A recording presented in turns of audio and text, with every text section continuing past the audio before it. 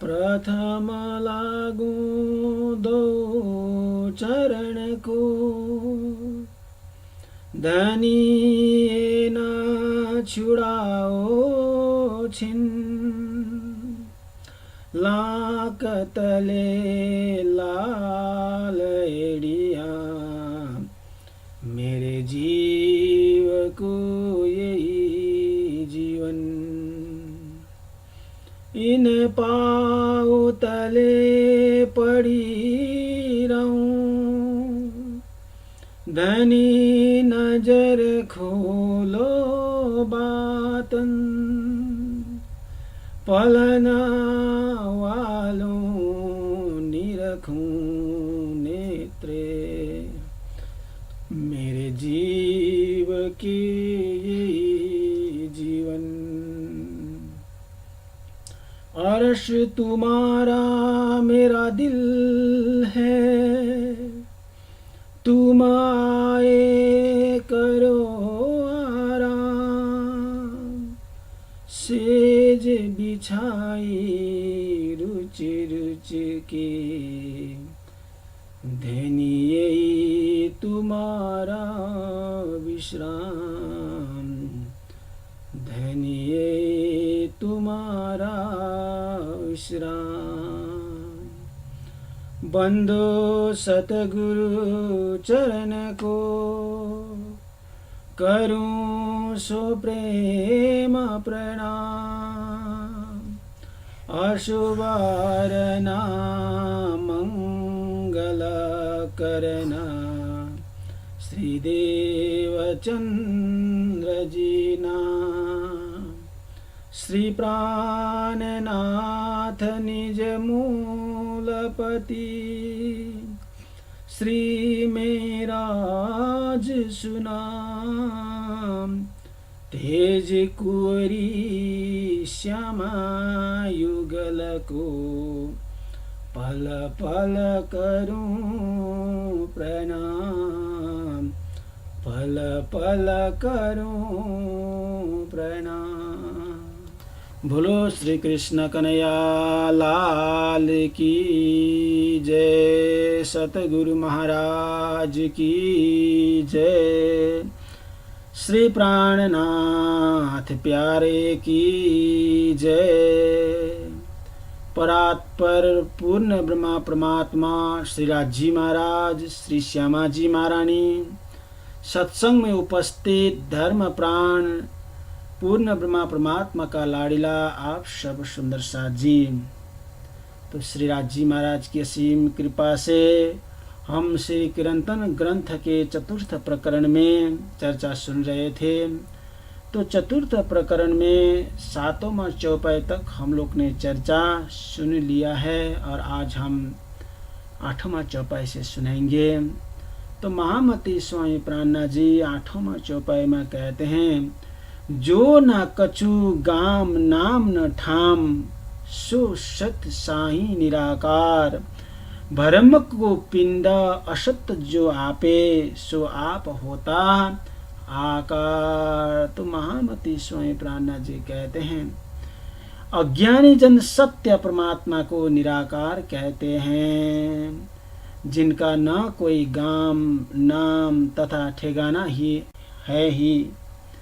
ऐसे लोग भ्रांतिवश देहदास के कारण नश्वर शरीर से ही अपना नाम कर स्वयं को साकार मानते हैं, लेकिन पूर्ण ब्रह्मा परमात्मा को निराकार मानते हैं। जिन मंडल ए मांडे मंडप, थोवन थम्बन बंध, वहाँ को नाही कहता क्यों साधु, ए रच्यो किन कौन सनंद।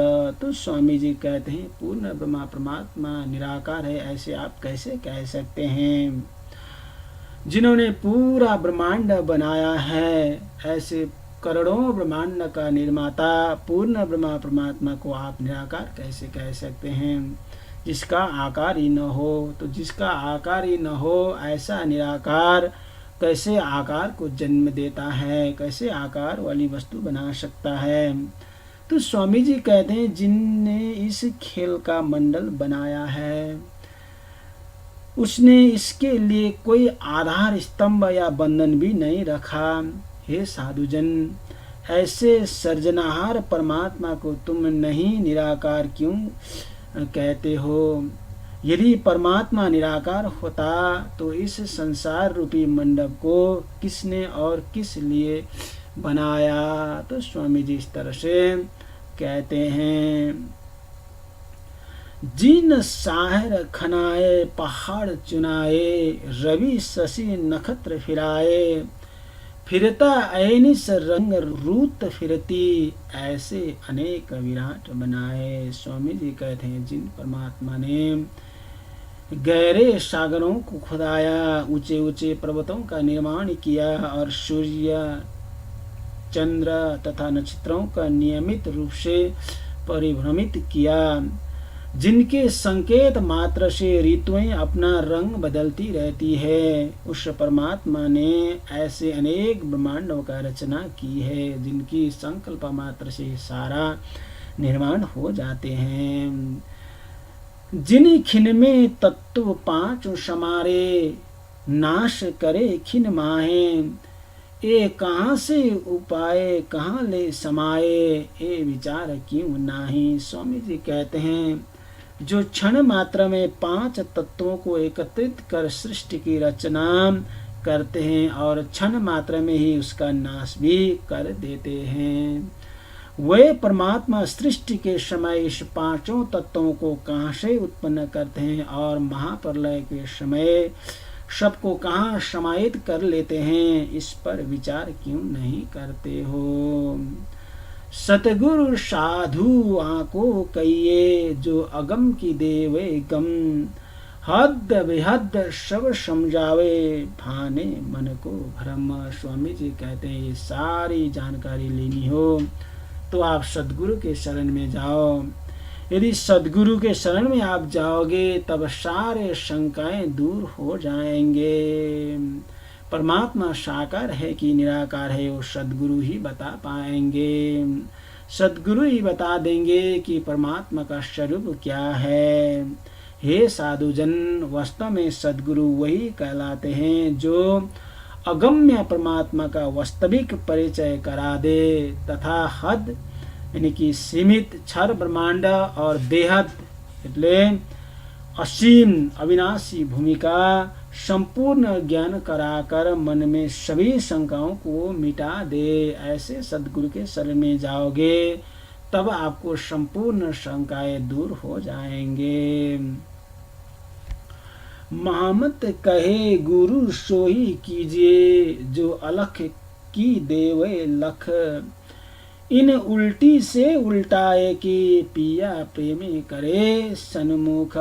तो महामती स्वयं प्राणनाथ जी कहते हैं, ऐसे व्यक्ति को सदगुरु बनाइए जो अगोचर परमात्मा की पहचान यानी कि प्रत्यक्ष अनुभव करा दें